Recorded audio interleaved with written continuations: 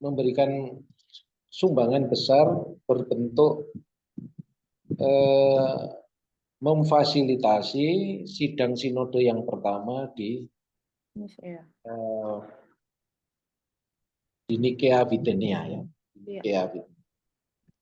Di mana waktu itu bidat pertama adalah Arius yang sudah pernah kita bahas di awal seminar.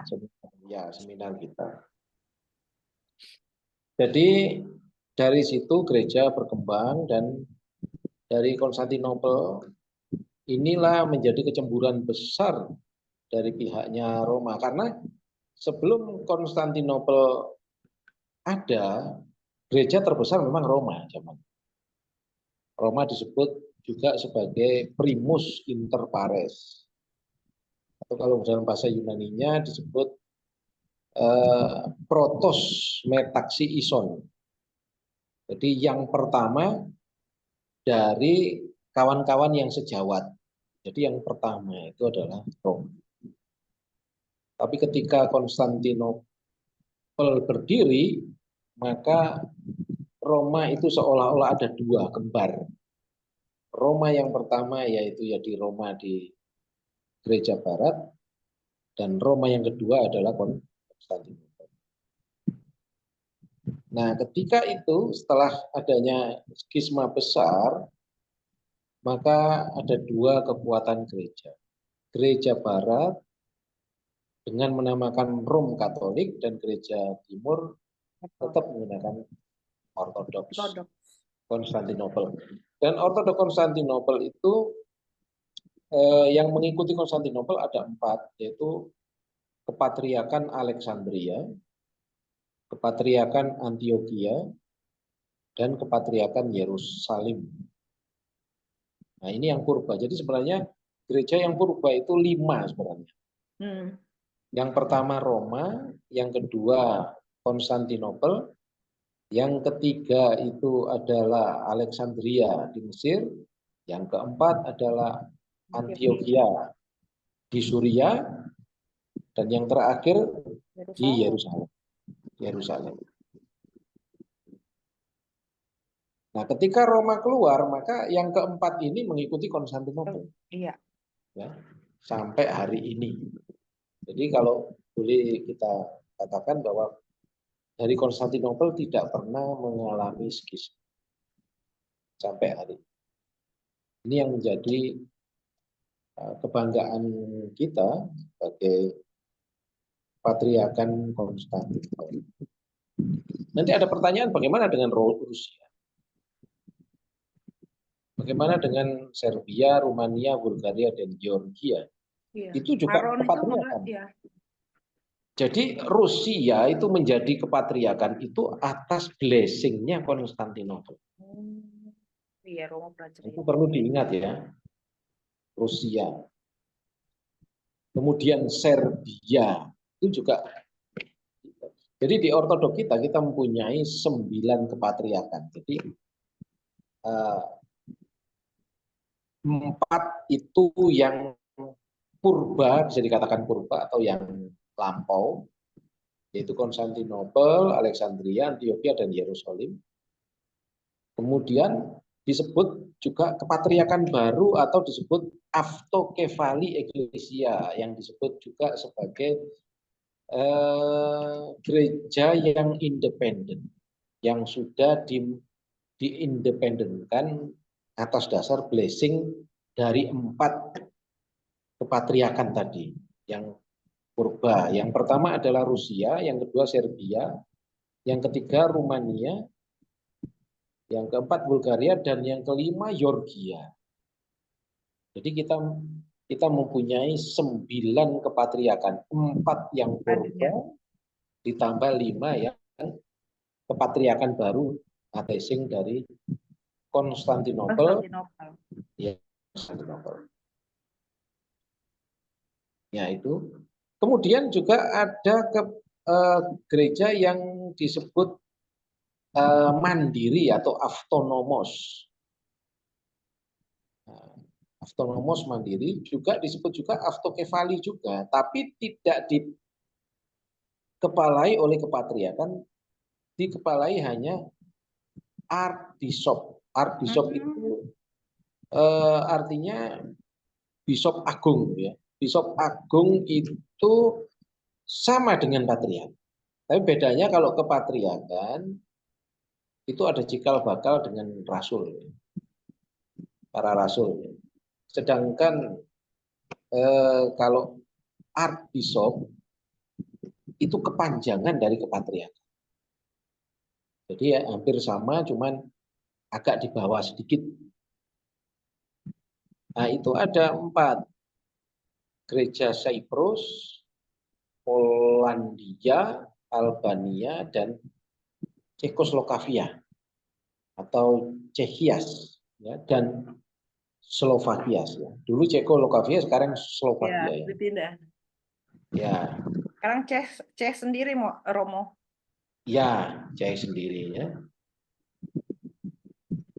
Itu yang berdiri sendiri, tapi ada juga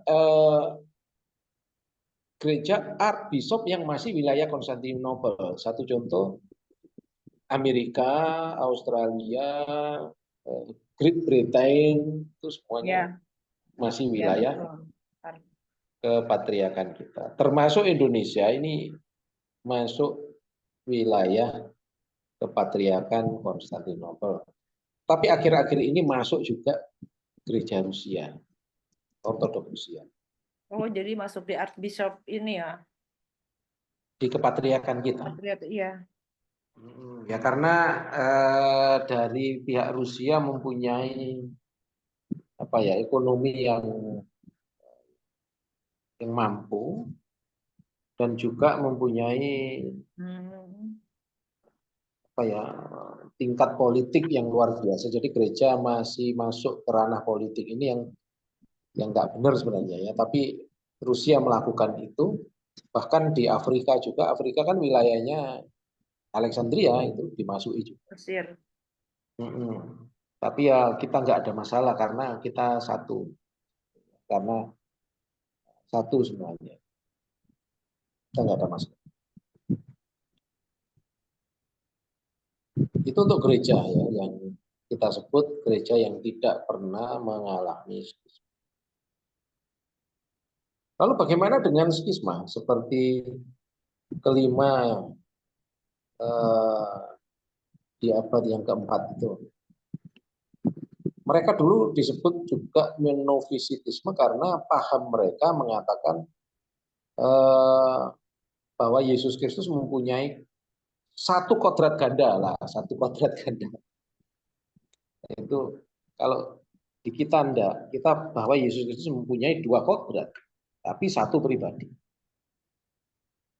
Artinya bahwa Yesus Kristus mempunyai satu pribadi, yaitu pribadi Sang Firman. Di dalam diri Sang Firman ada kodrat kemanusiaan dan kodrat kealahan. Tapi mereka mengatakan satu kodrat ganda. Artinya menghilangkan pribadi. Jadi pribadi Sang Firman dihilangkan. Satu kodrat ganda. Jadi ibaratnya ada kodrat yang paling kuat adalah kodrat kealahan. Kemudian kodrat kemanusiaan itu nanti hilang. Karena terhisap oleh kodrat kealahan yang kuat. Nah ini yang ditentang oleh Bapak gereja kayak Yohanes Chrysostomos, Kirilus dari Alexandria, dan Bapak gereja yang lain. Karena Bapak gereja mengatakan bahwa kalau kodrat kemanusiaan terhisap kodrat Allah, maka itu bukan keselamatan. Justru itu adalah kehancuran, celaka. Karena tidak ada keselamatan manusia, tidak ada keselamatan daging. Maka di dalam diri Yesus harus kodrat kemanusiaannya ada dan kodrat kealahannya. Tapi kedua-duanya ada di dalam pribadi Sang Firman. Nah itu keputusan dari sidang sinode yang keempat ya di Kalsedonia 451 yang dikatakan Mas Christopulus saya, tapi saya salah 341. 451. Itu sejarah gereja yang kita sampaikan nanti. Kerangkanya seperti itu, Mas Eri, Ibu Juwita, dan saudara-saudara yang lain yang hadir di sini. Tetapi nanti kita akan membahas tentang teologi yang berkembang mulai abad pertama, kedua, ketiga, keempat, sampai abad yang ketujuh, sebelum perang salibnya. Jadi kita nggak bahas perang salib, mohon maaf, karena kalau kita bahas perang salib, apa namanya,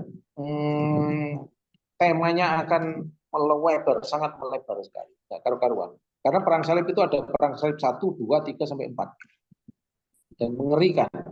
Yang Iya. perang bukan Kristen melawan Islam. Kebanyakan di Iya. sejarah Indonesia bahwa perang salib itu Islam melawan Kristen, itu salah. Justru ortodok melawan Rom Katolik. Habis-habisan. Ya, habis-habisan. Dan itu tidak perlu dibahas karena di dalam perang salib itu sebenarnya bukan dogma itu tentu saja politik Iya. sekali. Jadi nanti ada yang menyalahkan Roma, ada yang menyalahkan Ortodok, dan dua-duanya disalah-salahkan. Kita nggak bahas perang, karena yang kita bahas adalah bagaimana teologi itu berkembang sampai hari ini. Betul. Dan banyak di abad modern ini sudah mengabaikan teologi. Teologi nggak dibahas. Coba kalau kita bergereja, ada nggak yang membahas teologi? Nggak ada. Yang dibahas ya itu tadi, khotbah yang lucu-lucu, pulang katanya dapat berkat, senang, gembira, tapi setelah sampai rumah perang lagi sama dan lain sebagainya. Jadi nggak ada yang namanya kehidupan spiritualitas seperti di abad-abad dulu. Di abad dulu ada kehidupan spiritualitas yang luar biasa. Mereka Bapak Gereja itu memperjuangkan iman Kristen itu sampai bertempur melawan dari para budak. Luar biasa. Sampai diadakan sidang sinode. Sidang sinode itu bukan hanya 1-2 hari. Sampai 6 bulan, bahkan sampai 5 bulan. Bagaimana itu waktu itu Konstantinus Agung memberikan konsumsi yang besar dan jumlah yang hadir waktu itu ratusan orang, ratusan uskup dan ratusan para biarawan dan ratusan para presbiter di zaman itu. Dan kita juga membahas lagi bagaimana Konstantinus Agung memberikan konsumsi di saat itu belum ada yang namanya pesawat terbang. Bagaimana Roma bisa sampai di Konstantinopel dengan cepat. Padahal kendaraan zaman itu adalah dokar, ya. Bukan gokar, tapi dokar. Dokar itu kendaraan yang ditarik oleh kuda. Dan juga kapal layar, ya, bukan kapal mesin seperti hari ini. Seperti itu. Mungkin bisa kita campur sari, ya, sambil bisa tanya jawab, bisa obrolan yang lain dan sebagainya, karena hari ini kan belum kita putuskan bagaimana nanti pembelajaran yang akan datang yang lebih mudah, lebih enaknya gimana, apa teologi dulu, apa bahasa Yunani dulu dan sebagainya. Nah, kalau saya sih bisa teologi dulu atau bahasa Yunani dulu, tapi terserah dari Bapak-bapak dan Ibu-ibu. Saya hari ini silakan bisa dikatakan dirapatkan atau kalau bahasa Jawanya dirembuk, monggo. Mungkin Mas Erik punya pendapat, monggo. Ini apa? Ada Mbak Desi Natal, selamat sore. Mas Ano Nendra, Ibu. Selamat sore, Romo. Selamat ya, malam. Salam selamat malam Ibu Renie dan Mas Christodulos, Mas. Selamat malam, Pak. Ya, selamat malam. Dan Mas Ano Nendra, juga Mas Nomensen Christodulos.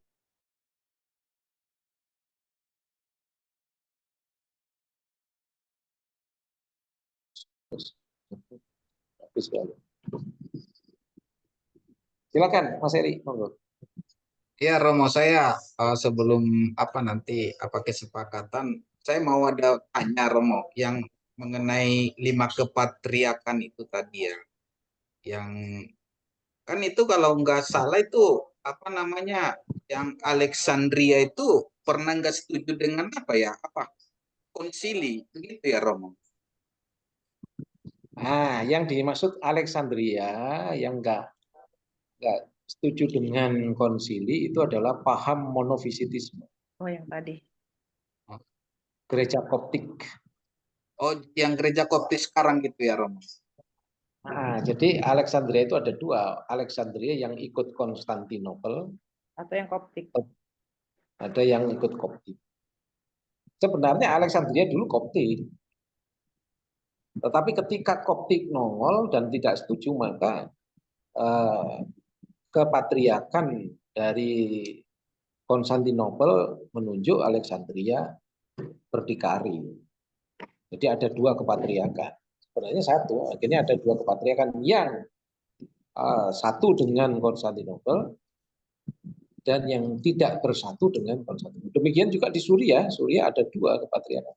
Kepatriakan Yakobit yang ikut Koptik, yang satu serumpun dengan Koptik, atau disebut mereka monofisitisme. Tapi hari ini kita nggak boleh mengatakan monofisitisme, karena mereka juga percaya akan teologi kita bahwa Yesus Kristus mempunyai dua kodrat dan satu pribadi. Ya. Mereka kita sebut sebagai pro-Kalkidona, karena mereka dulu pernah satu dengan kita di abad ketiga. Kan mereka disebut pro itu sebelum. Jadi artinya mereka pernah satu dengan Konstantinopel adalah sebelum abad yang keempat, sebelum tahun 451, ketika ada sidang sinode di Kalsedon. Nah, di sidang sinode yang keempat lah mereka itu memisahkan diri, atau disebut skisma.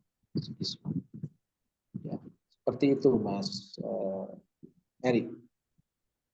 Terus Romo kan itu Alkitab di kanon itu abad kelima ya Romo ya, tahun 400 Ya. tahun 400-an begitu ya Romo? Ya, tahun 400-an, tapi 451, ya 451 itu. Ya, ketika ada 451. sidang Terus sinode yang keempat itu adalah kanonisasi kitab suci, itu sudah final. Terus pada saat itu yang Koptik belum mereka itu belum kanon Alkitab, mereka sudah memisahkan seperti itu Romo.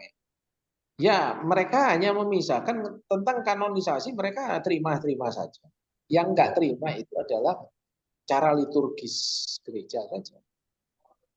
Jadi di Koptik mereka menggunakan liturgisnya Rasul Markus. Nah, nanti kita akan mempelajari tentang bagaimana liturgis gereja juga. Ada perbedaan, ada perkembangan. Jadi sebenarnya liturgis gereja yang tertua itu adalah Yakobus Saudara Tuhan. Nah, itu baik Koptik di abad pertama, kedua, ketiga liturginya namanya Yakobus Saudara Tuhan, itu Koptik, Armenian, Maronit ya Maronit jadi Ethiopia, Yakobit yang di Suriah, dan Malangkara atau Malabar yang di India.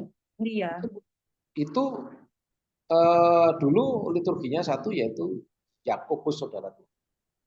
Dari liturgi Yakobus Saudara Tuhan berkembang menjadi liturgi-liturgi yang lain. Ketika Koptik memisahkan diri dari kita, maka Koptik menggunakan liturgi Markus, murid Tuhan, ya, yang penulis Injil Markus. Sedangkan liturgi yang ada di Yakobit di sana menggunakan liturgi Yakobus Saudara Tuhan. Lalu bagaimana kita? Kita tetap juga yang menggunakan Yakobus Saudara Tuhan. Kita juga menggunakan Yohanes Chrysostomos dan juga Gregorius Theologos. Karena Bapak-bapak gereja ini selain menulis gereja, juga mereka juga menulis buku liturgi. Ya itu. Nah, liturgi di zaman sekarang bikinan manusia seenaknya. Ujian dulu, habis itu khotbah, Dan terakhir persembahan pulang. Jadi, Nah iya, betul betul betul Romo.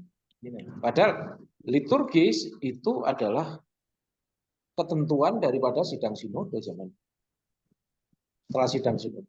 Dan sidang sinode sekarang karena gereja itu mempunyai banyak sekali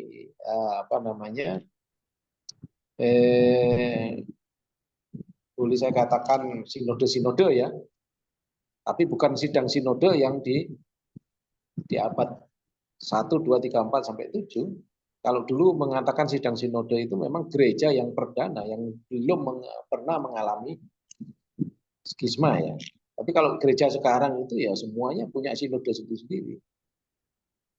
Nah, kalau mereka mengatakan sinode itu artinya cikal bakal istilahnya yang mengetuai dan sebagainya. Padahal sinode itu di abad awal adalah alat untuk mendefroks atau alat untuk memisahkan mana pengajaran bidat dan mana pengajaran yang ortodoksi atau yang benar.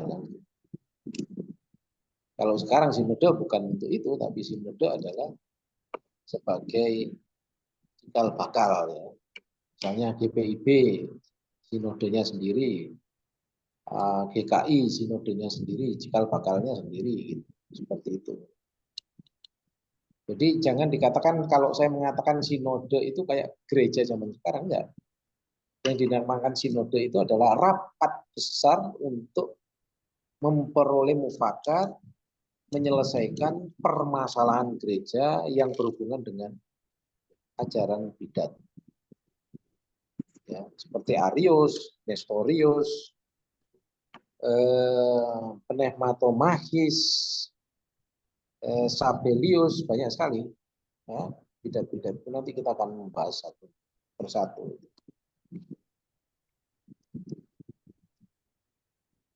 Seperti itu Mas Heri.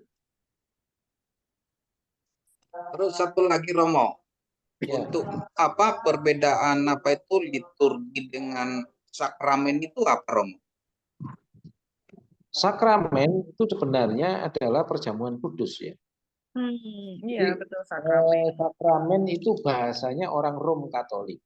Kalau kita di Ortodok menggunakan kata mysterion. Misterium. Mysterion. Bukan misterion. Kalau Misti. misterion itu bahasa Inggris, misteri. Iya, ini Mysterion. Mysterion itu artinya begini.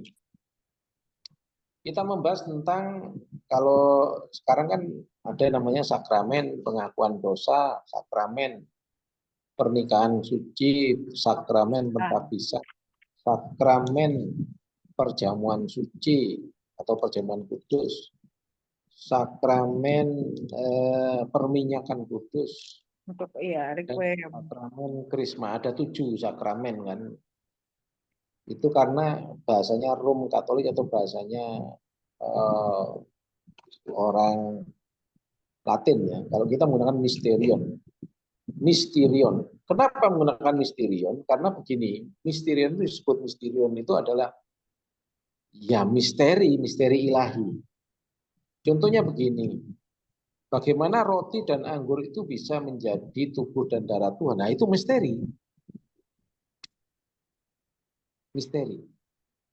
Tidak bisa dijelaskan secara akal. Itu harus pakai iman, misteri. Nah kalau sakramen, orang Katolik itu menggunakan apa itu? Platon atau menggunakan filsafatnya Platon. Filsafatnya Platon itu kalau bahasa Yunaninya itu usia. Jadi dari kata meta dan usia. Meta itu perubahan, usia itu zat atau hakikat, perubahan hakikat. Nah ini yang nggak sama antara misterion sama sakramen. Nah kalau sakramen mengatakan bahwa anggur dan roti itu dari zat atau dari hakikat anggur diubahkan menjadi hakikat darah. Jadi hakikat, yang diubahkan hakikat. hakikat roti diubahkan menjadi hakikat tubuhnya Tuhan. Nah, itu persis dengan Platon. Apa? Kayu diubahkan menjadi bangku, kayu diubahkan menjadi meja, kayu diubahkan menjadi kursi, kayu diubahkan menjadi dan lain sebagainya, perabotan rumah tangga. Karena dari kata usia, hakikatnya kayu kan. Tapi setelah dibentuk menjadi bangku, bukan kayu namanya, bangku. Jadi itu menggunakan unsur filsafat sakramen. Nah, kalau kita bukan sakramen tapi misterion. Nah, gereja Protestan karena pecah dari Katolik menggunakan sakramen. Nah, itu bedanya. Nah, itu nanti kita bahas itu tentang misterion ya, tentang misterion, 7 misterion, 7 misteri gereja. Misalnya baptisan, apa misterinya? Bagaimana air bisa menyelamatkan orang, bisa menyatukan orang, disatukan dengan kematian dan kebangkitan Tuhan. Bagaimana hanya air? Apa air misterinya apa? Kan gitu. Nah, kalau sakramen lain lagi. Sakramen apa? Konsep bahwa baptisan itu adalah syarat untuk menjadi orang Kristen. Syarat. Kalau di ortodok enggak. Baptisan itu menyelamatkan. Iya. Selamat. Air hakikat air ya Romo. Nah, bukan itu sakramen. Oh itu oh iya. Iya. Kalau kita Bukan misteri, misterion, bukan misterion. bagaimana air itu bisa menyelamatkan. Itu kan misteri. Oh iya betul. Misteri. Misterionnya bagaimana air bisa menyelamatkan. Nah, itu yang bisa menjelaskan apa? Ya, iman kita. Ya, kita meyakini. Iman. Jadi kita tidak mengutik-ngutik air, kita tidak menggunakan filsafat ini, filsafat itu. Yes, kita percaya. Oh, jadi Romo maaf, berarti air itu nggak masalah mau dipercik atau diselam gitu, Romo? Oh, baptizo itu dari kata baptizo yang artinya saya menyelam. Oh, sama Baptisan itu dengan Ibrani ya, kalau Bevatel. percik itu bukan baptizo tapi rantismo, percikan. Jadi baptizo itu selam, ya. Artinya kalau bahasa Jawanya selulup, Basah. menyelam lah istilahnya. Apa kalau bahasa Bataknya apa Mas Ali? Apa namanya? Kalau apa ya? Kalau Menyelam. berenang itu merlange. Apa? Nah, ya itu. Jadi kepala-kepalanya masuk ke dalam air itu loh. Itu kalau bahasa Oh, Jawanya selulup. Selulup. apa? Markonom. Nah, markonom. Apa Pak tuh? Markonom. Itu apa menenggelamkan diri. Nah, jadi Yang baptisan benar itu itu tenggelam. menenggelamkan diri ya. Nah, bagaimana ditenggelamkan itu bisa menyatu dengan kebangkitan, kematian dan kebangkitan Tuhan. Itu misterinya di situ. Air itu misterinya di situ. Jadi kita nggak bahas apa namanya filsafat, gitu ya. Dan banyak nanti kita bahas itu persatu supaya kita paham. Nah, itulah yang namanya spiritualitas ortodoksia kita. Jadi jangan nanti kalau jadi orang ortodok nggak tahu apa-apa, tanya apa itu baptisan. Oh, syarat jadi orang Kristen. Wah, konyol gitu. Ya, bahwa kita menjadi orang ortodok itu kita yakin bahwa air itu bisa menyatukan kita, bagaimana kita bisa mati dan bangkit bersama. Ketika kita masuk ke dalam air itu kita mati bersama. Dan ketika kita keluar dari air maka kita bangkit bersama Tuhan. Jadi prosesinya seperti itu. Ini masih campur sari loh ini, bukan Ya. bukan beruntut. Ya Romo, betul Romo. Ya.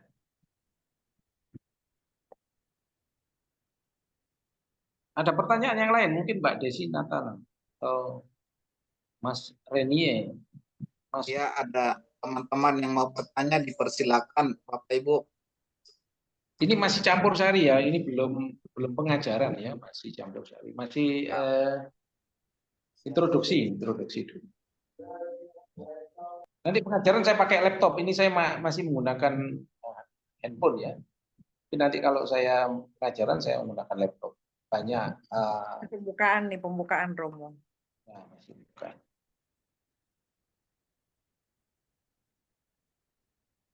Terus Romo, yang ada kan pernah dibilang itu bahwa sakramen itu adalah firman Tuhan yang kelihatan. Itu maksudnya apa, Romo? Nah, itulah yang namanya filsafat, saya nggak tahu ya, karena saya nggak pernah mendengar itu. Baru kali ini saya dengar dari Mas Eri malah. Baru kali ini saya dengar. Itu bahasanya kaum Protestan itu, Romo. Oh iya toh. Coba Mas Iya, Mas. Christopher bisa dijelaskan monggo. Itu gimana? Jadi maksudnya pelayanan firman yang kelihatan itu adalah karena kalau firman yang biasa dikhotbahkan itu kan kita mendengar ya, Bapak Ibu ya. Nah, jadi dalam tradisi Reform, dulu saya diajarkan itu baptisan dan perjamuan kudus itu adalah hanya dua sakramen yang berlaku, yang Tuhan Yesus sendiri ajarkan, dia bilang gitu. Nah, dan itu kita bisa lihat fisiknya. Kita bisa lihat fisik baptisan dengan air gitu ya. Lalu perjamuan kudus dengan roti dan anggur. Itu kita bisa lihat. Makanya kita bilang, makanya di dalam tradisi Reform dikatakan bahwa baptisan dan perjamuan kudus adalah pelayanan firman yang kelihatan. Karena pelayanan firman yang biasa adalah pelayanan firman yang kita dengarkan. Nah, kira-kira seperti itu, Pak. Oh iya, iya. Ya, makasih Pak Nomensen. Ya, makanya saya Iya, bingung Pak. gitu. Jadi gini, kalau pendapatnya Mas Nomensen, malah saya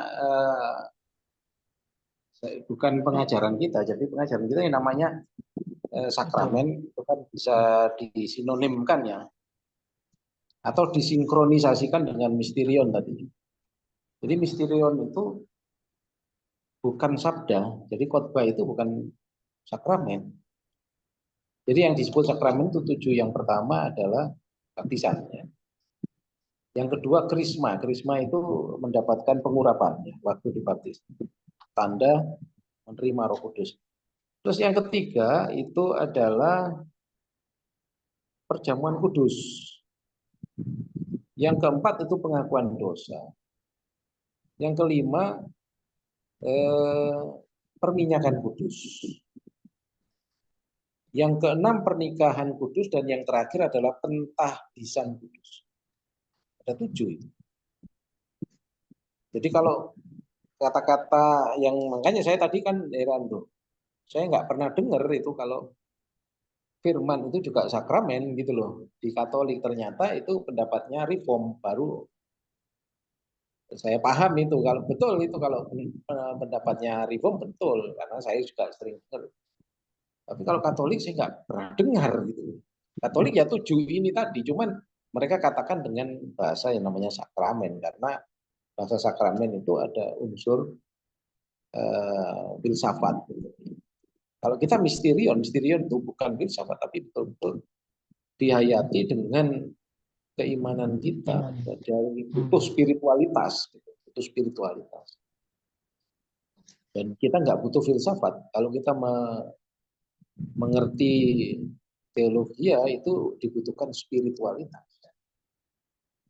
Seperti itu, Mas. Baik. Ya, makasih Romo. Mungkin teman-teman ada yang mau bertanya, dipersilakan Bapak Ibu. Ya, silakan. Iya, Romo mau tanya. Sakramen perjamuan kudus itu kan roti sama anggur ya? Betul. Iya. Nah, tapi kalau di Katolik itu kalau ada sakramen itu waktu ada yang meninggal itu kan mereka buat sakramen juga. Yang dikasih sama pastor itu cuma roti aja yang dibagikan ke jemaatnya. Ya. Apa itu dinamakan sakramen juga? Terima kasih, Romo. Ya, sakramen itu adalah bahasanya Roma Katolik.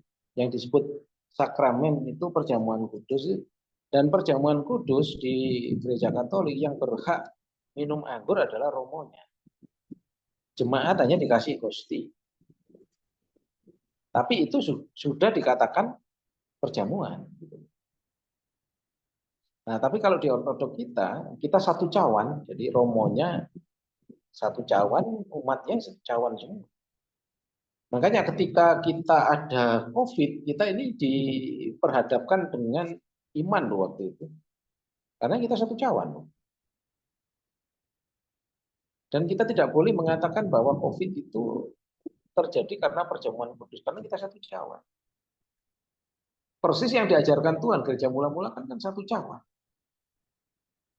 Tuhan Yesus semuanya satu cawan. Para rasul dan semua. Makanya tidak ada perubahan gereja dari Ecumenical Patriarch kita atau Konstantinopel, kita nggak pernah berubah mulai abad pertama sampai hari ini. Sistem perjamuan kudus kita atau metode perjamuan kudus kita itu satu cawan. Kembali lagi Mbak Reni, yang disebut sakramen itu bahasanya Roma Katolik. Kalau di ortodok kita menggunakan bahasa yang namanya mysterion. Ya, mysterion itu artinya misteri. Kita tidak pernah mengutik-utik rotinya, anggurnya. Ya, kita sudah percaya itu adalah tubuh dan darah Tuhan yang diubahkan oleh Roh Kudus.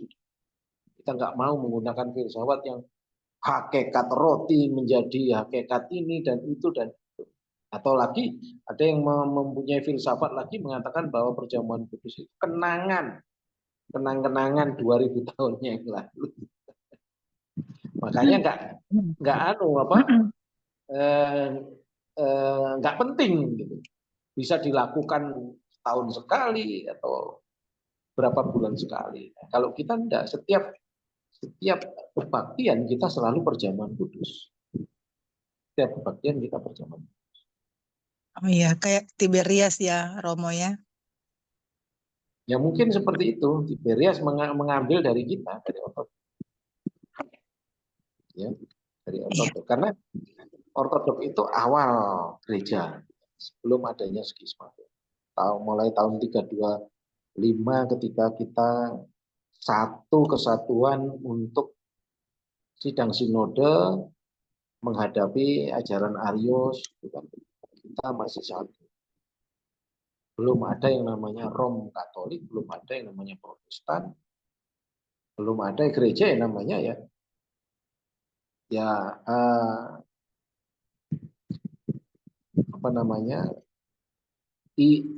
agian apostolikin ke ortodoksi eklesian. Jadi pistewo in agian katolikin ke apostolikin ortodoksin eklesian. Jadi gereja yang dimaksud itu adalah gereja yang tindak lanjutnya atau yang mempunyai garis atau mata rantai kerasulan yang Katolik. Disebut Katolik itu bukan Katolik Roma ya, Katolik dari kata katolon yang artinya mulai dari anak kecil sampai orang dewasa boleh masuk gereja, itu namanya Katolik. Dan apostolikin itu yang mempunyai mata rantai dari para rasul, ditambahi ortodoksin eklesian. Ortodoksin itu artinya yang lurus dan benar. Seperti itu. Ya, itu ada Makasih hubungannya. Romo. Ya, itu ada hubungannya dengan pengakuan iman ya, pengakuan iman. Nah, gereja-gereja modern membuang pengakuan iman. Sekarang nggak perlu pengakuan iman. Yang penting mengaku Tuhan Yesus Juru Selamat, selesai sudah. Kalau ditanya dari mana? Dari Alkitab. Ditanya lagi, Alkitab siapa yang menulis? Ya orang yang awam mengatakan, oh Roh Kudus ya. Roh Kudus yang menulis. Padahal penulisan kitab suci itu ada historisnya dengan gereja perdana ya, yang ortodoksin eklesian. Penulisannya yang ditulis oleh para rasul, yang dikumpulkan oleh gereja dan disidangkan di dalam gereja dan dikanonisasikan. Nah, ini yang tidak pernah dimengerti oleh orang Kristen sendiri, bahwa kitab suci itu hasil kanonisasi, bukan langsung satu buku jilid per jilid. Ini adalah Alkitab, ini adalah firman Tuhan ya. Yang lebih konyol lagi bahwa ini Alkitab adalah firman Tuhan tanpa salah, sak titik komanya, ada yang bilang gitu. Ada yang namanya full gospel, ada yang setengah gospel. Macam-macam ya ajaran sekarang. Itu karena apa? Karena tidak tahu historikal dan teologikal. Jadi, teologia dikesampingkan dan historis juga disampingkan. Hasilnya seperti itu. Dan untuk mempelajari historikal dan teologikal, mau tidak mau kita harus mempelajari bahasa Yunani. Karena ingat, kitab suci kita ditulis dalam bahasa Yunani, bukan bahasa Ibrani, bukan bahasa Arab. Saudara saya yang dulu pernah datang ke sini bahasa Arab. Pak, sampean pinter bahasa Arab, bahasa Yunani nggak tahu. Wah, itu gimana Romo, saya sudah tua. Ya nasibmu, Pak. Loh, tua kok dijadikan alasan, kan masih bisa belajar. Yang namanya belajar itu nggak ada batasan, kan gitu. Seperti itu. Jangan menyerah kalau sudah tua nggak mau belajar. Saya semakin tua ini semakin banyak belajar. Dulu saya masih muda itu emosional. Setelah tua ini ya belajar banyak. Jadi makanya kalau kita berbicara teologi jangan asal ngomong, harus data sekarang ya. Terus data. Datanya di mana? Kalau hanya ngomong, wah, parah. Mungkin itu Mbak Rinie Binari. Terima kasih Romo. Ya.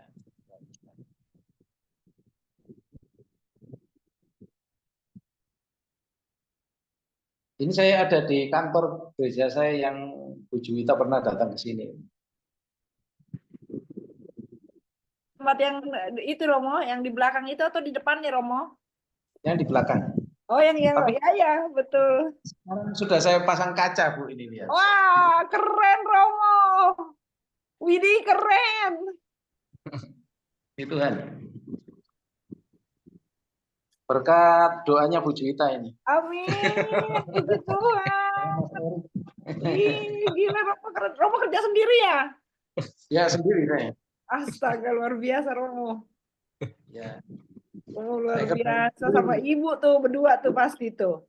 Ya, berdua sama. Iya tuh, berdua deh sama ibu. Kompak kita. Saya, Nino, Alek, ibunya. Oh, Nino juga bantu. Iya, bantu makan saja Nino. Nino bantu. Apa boleh buat? Iya, berempat kompak. Kompak. Berempat kompak.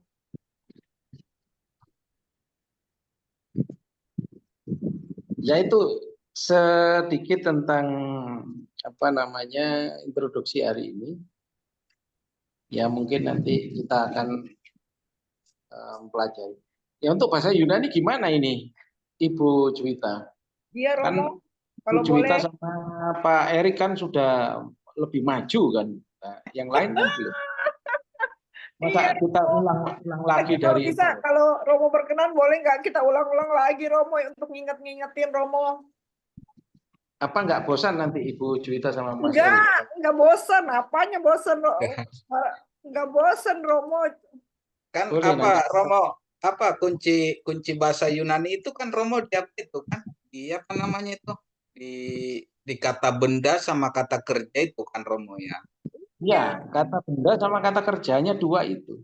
Iya, soalnya di situ kan ada apa kayak kata benda itu ada apa namanya unsurnya itu unsur gender gitu, kasus sama apa satu lagi Iya, jumlah.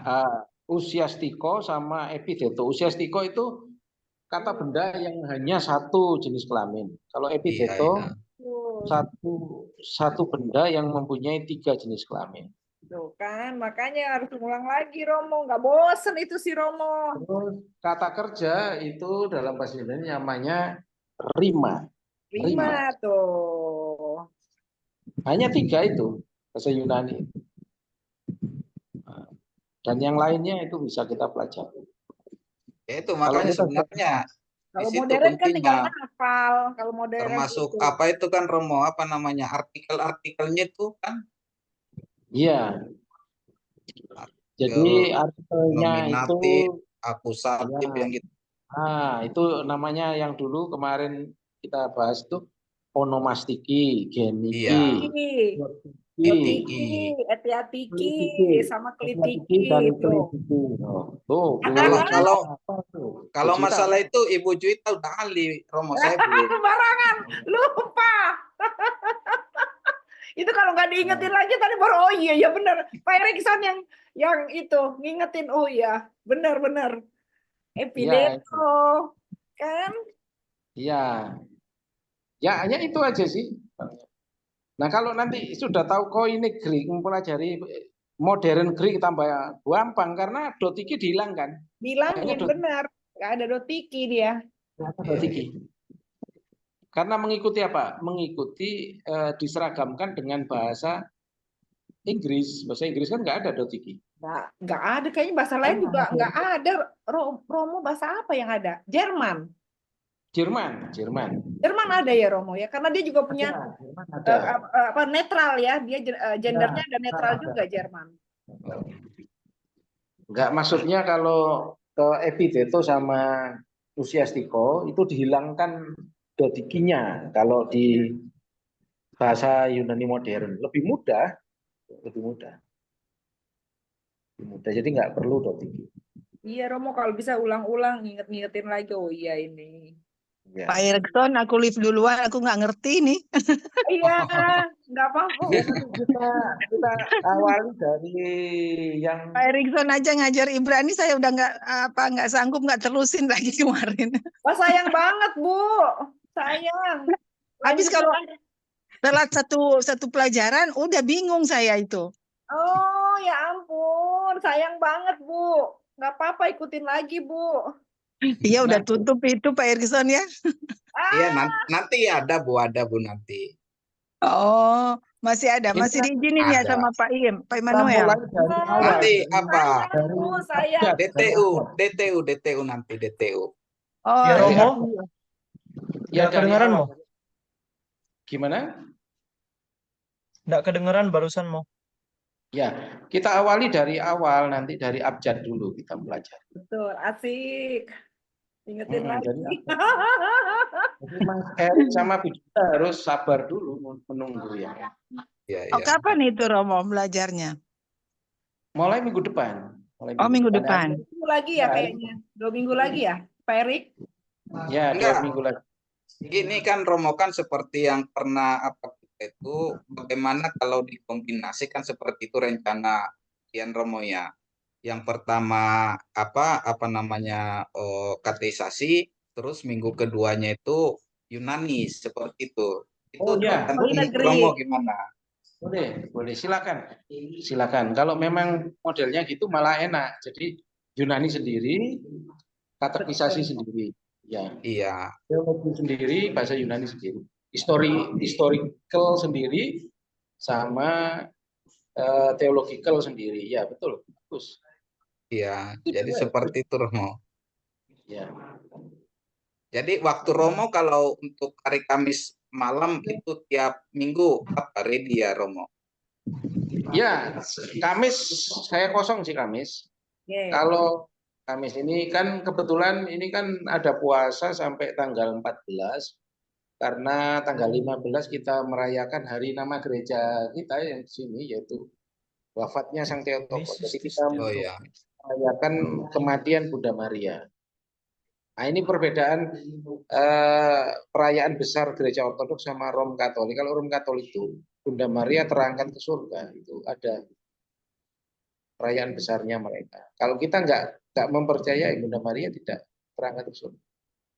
Tapi kematiannya Bunda Maria, memang kuburannya kosong, diambil oleh Tuhan, tapi terangkat ke surga dilihat banyak orang, nggak pernah ada di baik di Hieraparodosis. Hieraparodosis itu adalah ajaran dari mulut ke mulut, ya, dari mulut ke mulut, atau dari tulisan Bapak Gereja tidak pernah ada kenaikan Bunda Maria. Yang ada wafatnya Bunda Maria. Tapi saya nggak tahu itu kan karena kembali lagi Gereja Katolik menggunakan kenaikannya Bunda Maria ke surga itu karena menggunakan filsafat juga, menggunakan apa norma atau menggunakan yang namanya apa itu sejenis moral. Jadi gini moral itu, kalau anaknya terangkat, berarti moralnya ya ibunya terangkat. Kan moralnya baik, terangkat surga. Kalau anak bermoral baik sampai terangkat ke surga, berarti ibunya juga bermoral baik. Maka ibunya juga terangkat. Itu filsafat itu. Filsafat. Data sejarah nggak ada, Hieraparodosis itu juga tidak ada. Nah itu makanya itu saya sampaikan hari ini supaya kita belajar penuh dengan ketelitian ya, baik historikal dan teologikal itu harus penuh dengan ketelitian. Jadi belum ada bukti Bunda Maria terangkat ke surga. Kalau Tuhan Yesus terangkat ke surga banyak buktinya. Kisah Rasul dilihat ribuan orang ya. Di 1 Korintus berapa ribu orang melihat menengada melihat naik surga, betul-betul naik surga, saat tubuh-tubuhnya terangkat. Nah, itu.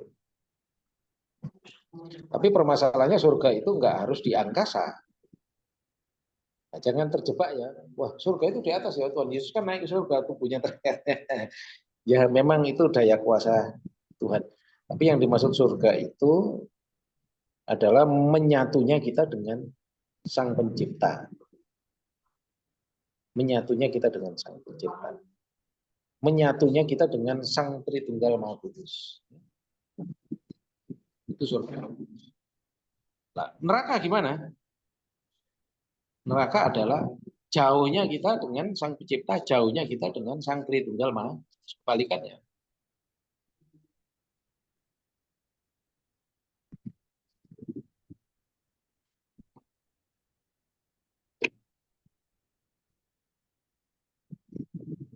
Mungkin ada pertanyaan di sini. Mbak Renia Pinaria atau Mbak Desi Natal. Silakan. Romo, kalau mau bertanya, kalau misalnya di Katolik itu bulan Maria kan di bulan Mei, kalau di Ortodok itu bulan Marianya kapan? 15 Agustus. Oh, Wafatnya atau kematiannya menjadi hari yang besar. jadi prosesinya tuh sama juga dengan Katolik, apakah ada doa rosario novenanya gitu? Nah, kita bukan doa rosario, kita doanya namanya paraklisis. Paraklisis. Doa permohonan kepada Bunda Maria supaya Bunda Maria mendoakan kita, itu maksudnya. Kita memohon. Gampangnya gini, Mbak Desi saya anggap Bunda Maria. Saya memohon, Mbak Desi saya mohon doakan saya ya. Nah, Mbak Desi bilang, oh ya, saya doakan. Nah, jadi kita memohon Bunda Maria supaya Bunda Maria mendoakan kita. Seperti itu. Itu namanya paraklisis. Doa paraklisis. Ya, Roma pernah terangkan. Permohonan. Ya. Menyampaikan permohonan kepada orang suci ya, Romo. Ya. Terima kasih, Romo. Ya, sama-sama Bu Desi Natal.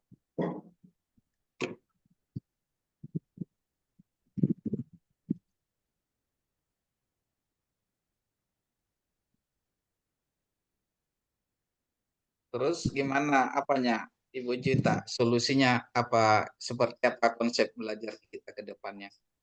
Ya, tadi itu kita setuju yang tadi kalau Romo bisa waktunya ya seperti tadi kita bergantian minggu ini. Ini kan berarti masih campur sari, berarti nanti minggu berikutnya koin negrek ya Romo ya, mengingatkan kembali ya Romo. Ya, boleh mulai minggu depan. Kita ulang lagi terus Jangan takut Bu Reni Pinaria, kita mulai dari dari awal. awal Bu, ulang lagi. Oh iya baik Romo. Terima Pengenalan kasih. huruf-huruf bahasa Yunani, misalnya alfa, beta, gamma, delta, Delta.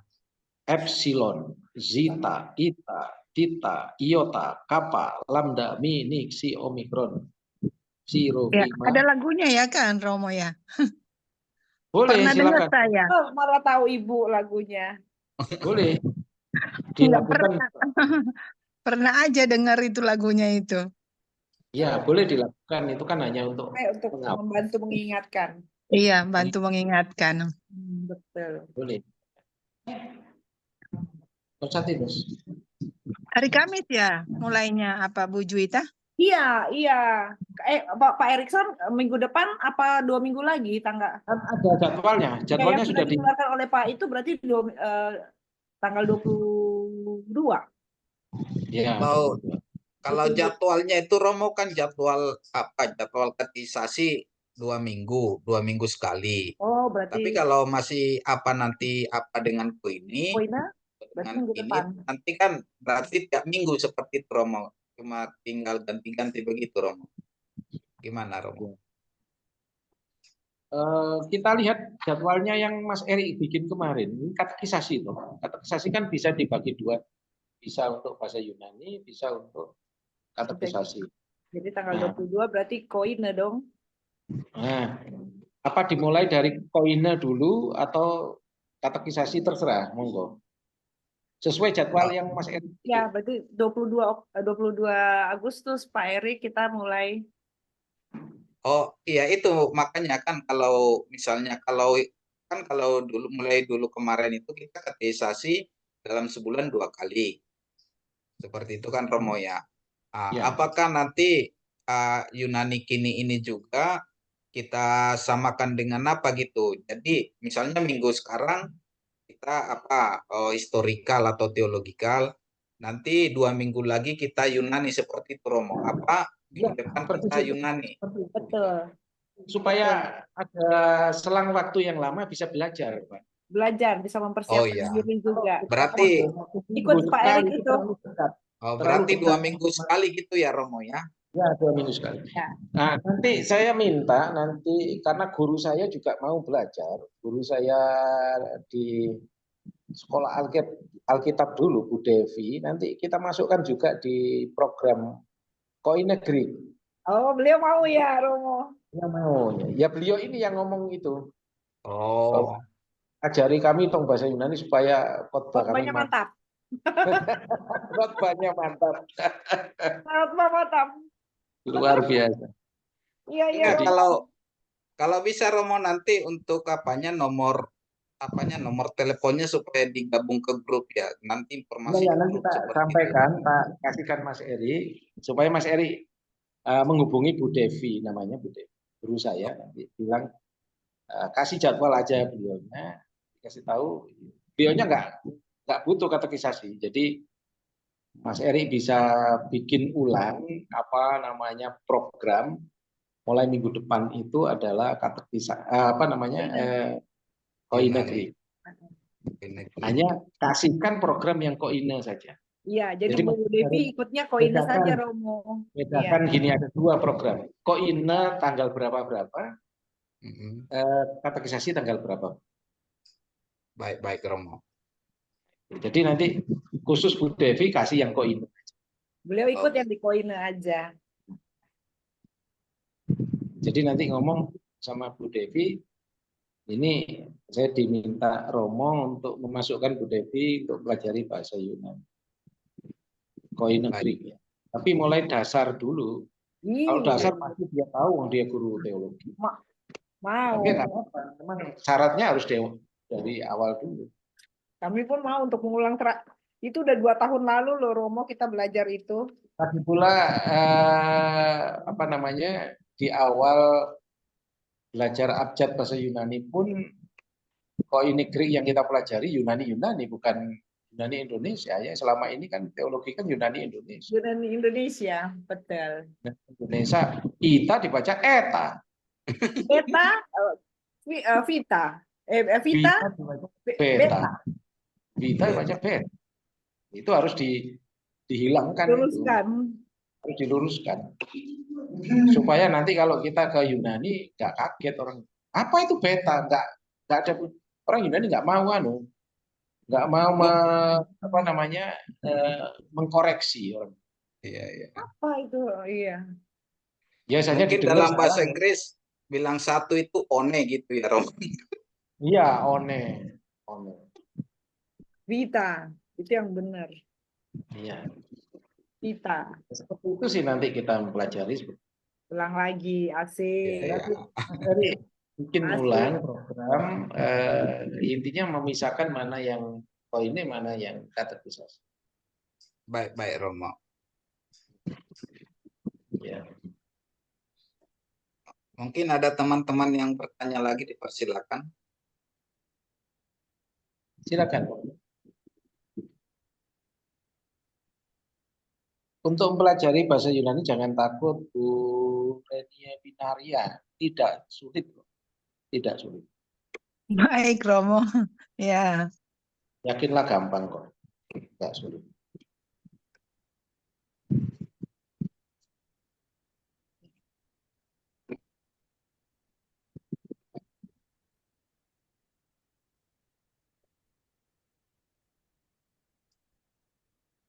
Mungkin ada lagi teman-teman, Ibu.